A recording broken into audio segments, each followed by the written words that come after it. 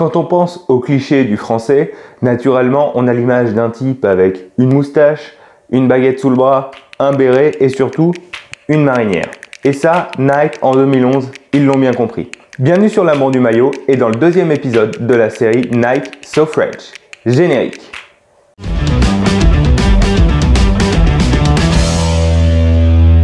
Vous connaissez maintenant la chanson. Comme d'habitude, avant de commencer la vidéo, je vous demande de vous abonner, de liker, de commenter, de partager et d'activer les notifications pour être au courant de l'apparition des prochaines vidéos.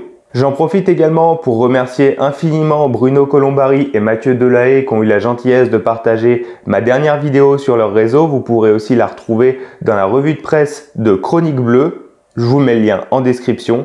Et je remercie plus généralement tous ceux qui me fournissent des retours positifs sur les dernières vidéos. Ça me va droit au cœur et ça me pousse vraiment à continuer. Dans ce deuxième épisode de la série Nike So French, on va donc parler de la marinière. Comme vous le savez, je commence toujours par un peu de contexte avant de présenter mes maillots, mais pour le coup, je vous renvoie à l'épisode 1 de cette série puisque le contexte est quasiment le même. Ce maillot est sorti seulement un mois après le maillot domicile. Et on notera simplement qu'il a été inauguré au Stade de France contre la Croatie et qui marquait le retour en équipe de France de Patrice Evra et de Franck Ribéry après leur suspension suite aux événements de Nice-Na. Quand ce maillot est sorti, la réception a été très mitigée et il y a eu deux camps sans juste milieu quasiment. Il y avait ceux qui détestaient ce maillot et qui trouvaient que c'était pas un maillot de football et un autre camp qui pour le coup adorait ce maillot, le trouvait magnifique. Petit spoiler, je fais partie de ce camp. D'un point de vue textile, c'est un maillot qui est très fin. Le tissu a été allégé, d'autant plus que sur le maillot domicile, et notamment le panneau arrière, qui est constitué de petits trous, qui rappellent un petit peu ce qu'avait fait Lecoq Sportif pour l'Argentine en 86 ou Adidas pour l'équipe de France toujours en 86. Un tissu vraiment aéré, qui permettait aux joueurs de mieux supporter la chaleur de la Coupe du Monde au Mexique. Et bien là, c'est pareil. Vous voyez que c'est un tissu qui est vraiment perforé pour offrir un maximum de confort et de légèreté aux joueurs. Comme pour le maillot domicile, les coutures sont thermocollées, tout comme le bord des manches et le bas du maillot. Les logos, eux aussi, sont thermocollés, notamment l'emblème qui est imprimé sur une pièce de tissu, elle-même collée au maillot. À l'arrière, vous voyez que les rayures laissent place à des encadrés blancs. Un gros carré blanc pour le numéro et un rectangle blanc pour le nom. C'est quelque chose qui est lié aux règles de l'UEFA concernant les maillots. L'UEFA refuse que les numéros et les noms soient floqués directement sur des rayures. Ils doivent forcément en être distingués. Si vous connaissez un peu le monde des maillots et que vous vous souvenez de la Champions League 2004, Porto, qui avait remporté la compétition, arborait donc un maillot à rayures blanches et bleues, son maillot traditionnel, mais derrière le numéro était floqué sur un gros placard carré blanc, au travers duquel on voyait les rayures. Et bien ça, c'est lié au règlement de l'UEFA. On se souvient notamment de l'épisode du maillot de l'équipe de France extérieure à l'Euro 2016, qui avait dû changer au moment de jouer contre la Suisse, et c'était un maillot qui était différent de celui qui avait été présenté avant la compétition. Les manches étaient plus claires. Ça encore, c'est lié au règlement de l'UEFA par rapport au maillot. Donc comme je le disais, à l'arrière, un espace laissé vide pour le numéro et pour le nom.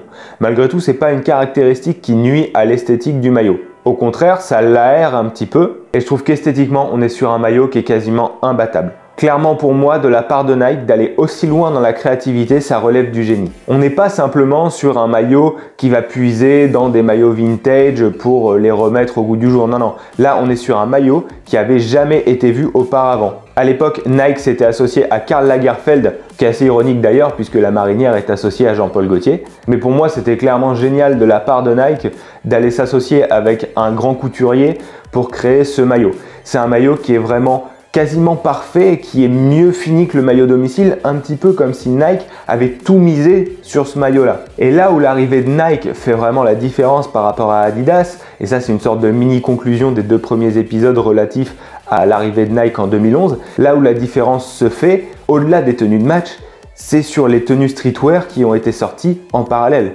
Parce qu'à l'époque d'Adidas, c'était quasiment pas possible de porter un polo ou une veste Adidas de l'équipe de France dans la rue avec un jean. C'était des tenues qui faisaient très preuve de PS, c'était pas du tout des tenues élégantes. Tandis que Nike, quand ils sont arrivés, en plus des maillots, ils ont lancé toute une gamme de t-shirts, de polos ou de vestes, comme celle-ci qui date de 2011, qui était vraiment super réussi et qu'on pouvait tout à fait porter dans la rue. Et ça, c'était très fort d'un point de vue de la com pour s'attirer un nouveau public, un public plus axé vers le style. C'était très réussi et la marinière en est la preuve. On est vraiment sur un maillot aussi audacieux que confortable, que stylé. Enfin bref, c'est un maillot qui a vraiment tout pour lui. C'est un maillot qui a tellement marqué en fait l'arrivée de Nike que le design a été repris. Vous le voyez là, des fois il a été repris brut comme pour le maillot pré-match de la Coupe du Monde 2018, mais il a également été repris et retravaillé. Donc c'était le cas par exemple du prochain maillot qu'on verra dans cette série, le maillot de domicile de l'Euro 2012, ou encore le maillot de la Coupe du Monde 2014 extérieur, ou enfin le maillot actuel de l'équipe de France en 2020, qui reprend la bande rouge lancée par Adidas, mais aussi tout simplement le modèle marinière. Donc voilà, pour conclure ce deuxième épisode qui aura été assez rapide, là c'est mon maillot extérieur préféré de l'équipe de France, clairement. C'est un maillot auquel je pourrais donner la note de 19 sur 20, voire 20 sur 20, tellement je le trouve réussi. Voilà, c'est tout pour cet épisode, merci de l'avoir regardé.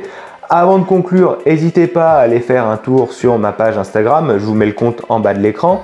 Et n'hésitez pas non plus à aller faire un tour sur le compte La Page des Bleus, idem, je vous mets l'adresse en bas de l'écran. C'est une page tenue par Mathieu, un vrai passionné de l'équipe de France, qui vous présente plein d'anciens maillots des Bleus. C'est une page qui est super intéressante, n'hésitez pas à y jeter un œil. Nous, on se retrouve dans le prochain épisode de la série Nike So French et on parlera du maillot domicile de l'équipe de France à l'Euro 2012. Ciao!